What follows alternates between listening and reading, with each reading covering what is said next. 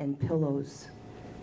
Often on the floor, buried beneath day-old grass stains, I walked past it, barely noticed it, my head in roller skates and park swings. I kicked it like a road pebble.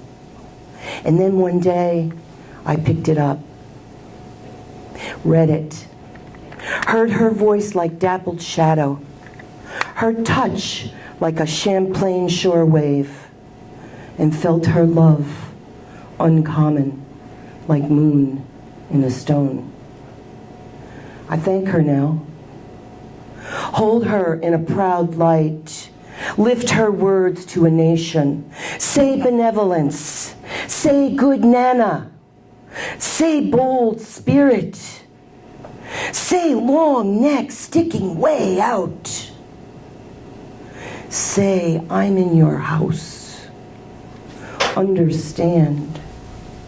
Heroes save lives. Heroes share books, give bread, walk lightly, see glory in silence, beauty in red clover and dandelion, grace in amber honey dripping from a silver spoon.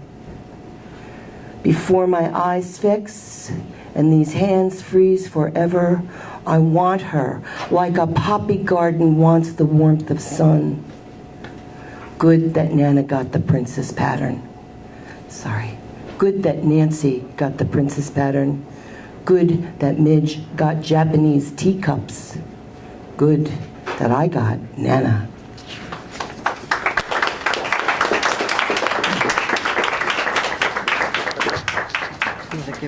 Oh, yeah, geez.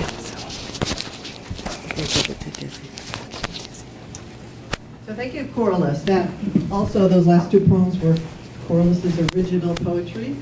Next, we're going to have a pair of poets perform a poem called Here. And the two poets are Desiree Swenson and Candace Robinson.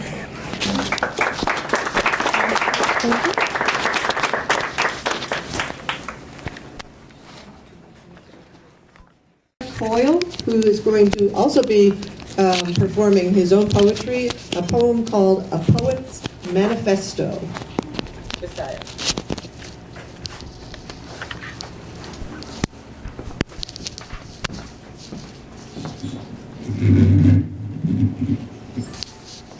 All right. Can you guys hear me?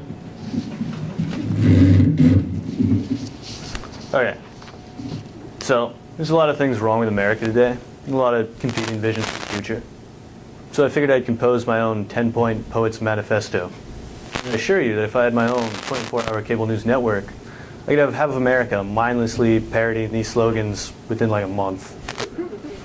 So, without further ado, here's what I want to see. I want to see Earth Firsters teaching suburban Americans how to monkey wrench tar sand pipelines, fracking jobs, mountaintop mining. I want to see rednecks teaching city slickers how to hunt. I want to see economists burning their suits and neckties and walking pure and naked to thrift stores to buy overalls, trading in their Cadillacs for tractors. I want to see the libertarians liberated from Ayn Rand. I want to see pro-sex activists dumping buckets of semen on Rick Santorum. I want to see cars melted down to make bicycles and monorails. I want to see Carl Jung declared a saint by the Church of Mystic Sanity. I want to see polar bears eating oil workers trying to drill in the Arctic. I want to see a peer-reviewed study concluding that world leaders need Viagra and not more missiles. And I want to see America admit that inner-city blacks, rural whites, reservation Indians, and Mexican immigrants were never given their ration of bootstraps.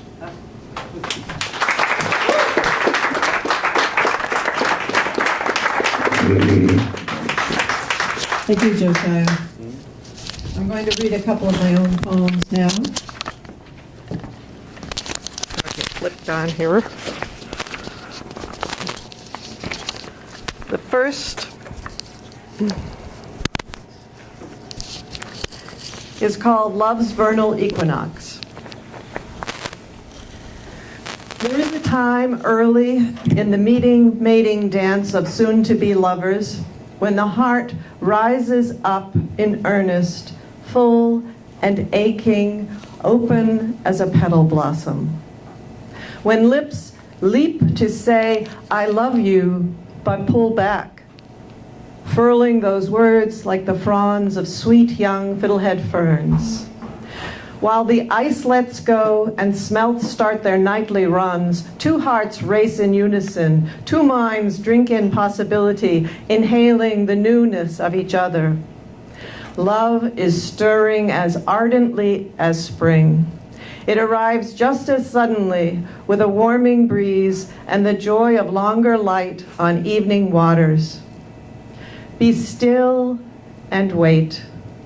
If it comes, it will be in a rush of bird singing, frog peeping, rain spattering, crocus bursting, bud swelling, river running, mud stomping, field birding, grass growing, sun warming, ground softening, day lengthening splendor that you cannot miss.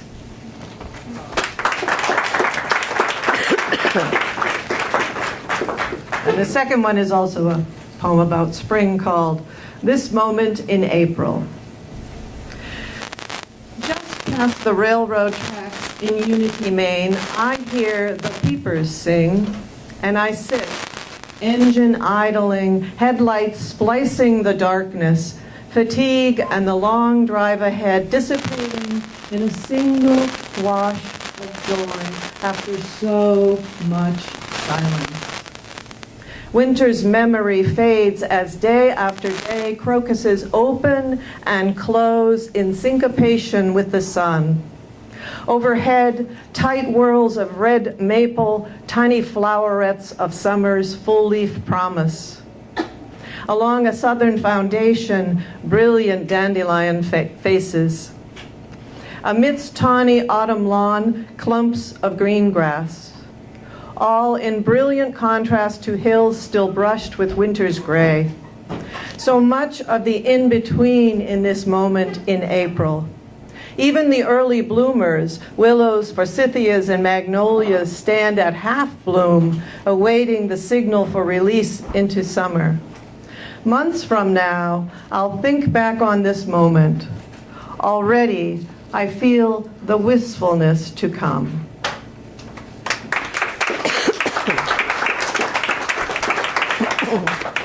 Thank you. And Jen Michaud is coming back to do another one of her poems called I Grew Up Here.